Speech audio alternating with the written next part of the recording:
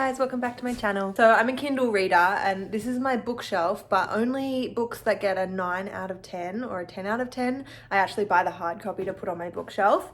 So I still wanted to be able to do reviews and stuff like that. And so I'm gonna go to Bunnings and I'm gonna make a tiny little bookshelf with tiny little books to represent the Kindle books that I'm reading. So come along with me.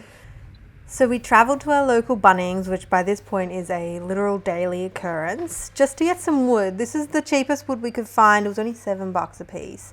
But we did need to trim it up, which you can see in this clip. We had to trim it till it was smaller because I wanted smaller books. I didn't want like a medium-sized bookshelf. I want a tiny bookshelf.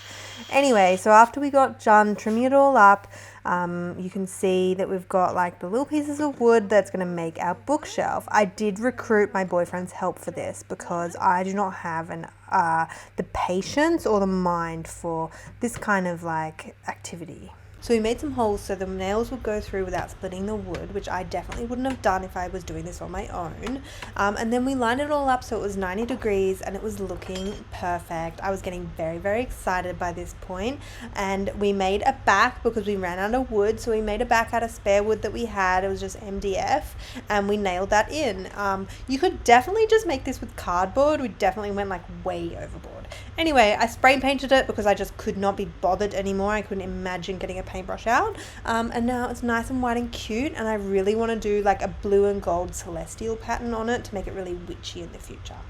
Anyway, so now moving on to the books. So how I've made the books is I just cut out old cardboard that we were putting in the recycling and I measured how thick each book were. So some books got like 5 pieces of cardboard, some 4, some 3, depending on how like long the actual books were and how thick the spines are.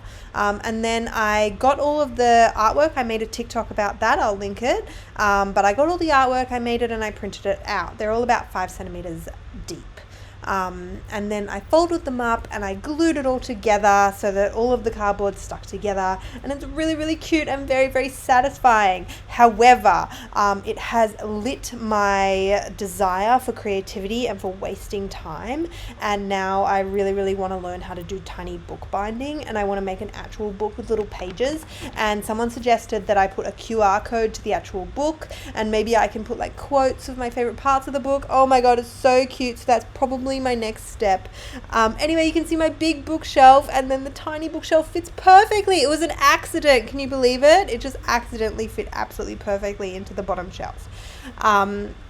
And here is my little review of the first books. Please go and watch it because I really, really love this book and I did not think I would. It was just a whim, a TikTok recommendation as usual.